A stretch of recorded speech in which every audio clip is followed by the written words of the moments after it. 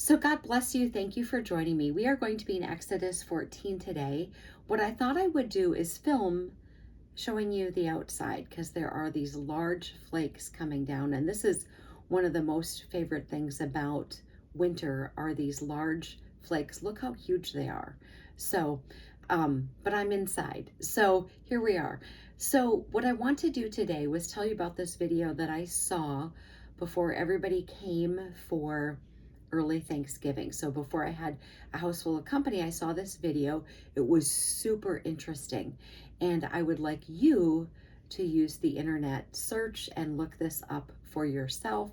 I don't know if really I can link other people's videos, so I'm just going to tell you what to look for. So here's the thing. We are going to be in Exodus 14 because we're going to talk about Pharaoh, etc., the Red Sea, the crossing, etc.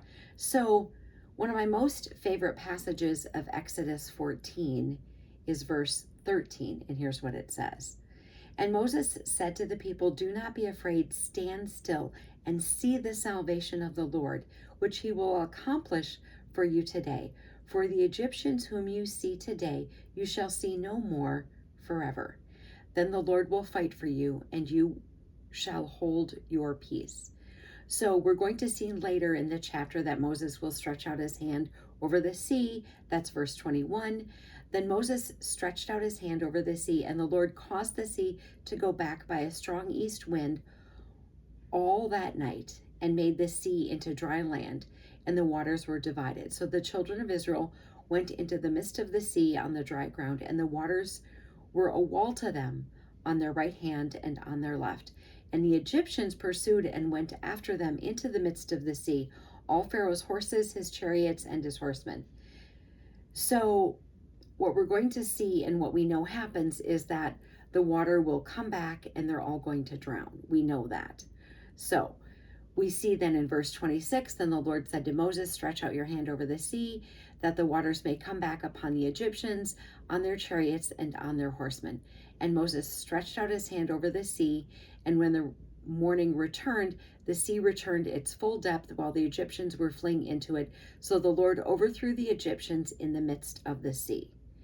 And it says, then the waters returned and covered the chariots, the horsemen, and all the army of Pharaoh that came into the sea after them.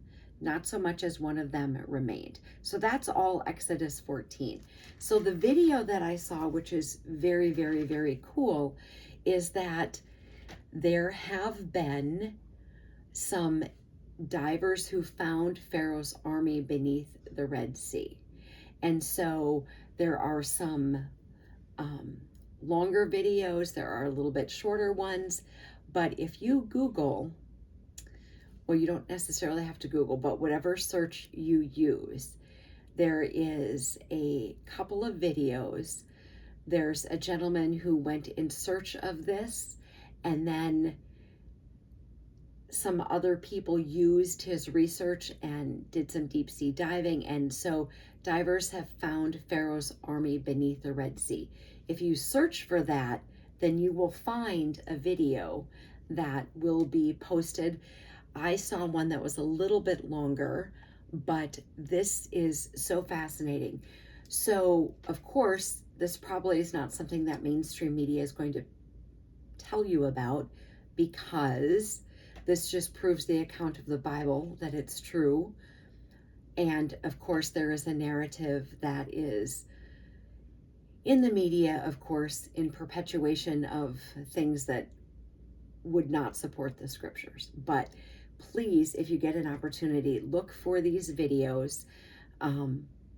It's a really fascinating story, and I hope you've had a chance to watch the giant snowflakes. Also, that blue jay that is in that maple tree right outside the window. Armor up, we ride at dawn. May God bless you as always. Have a great day.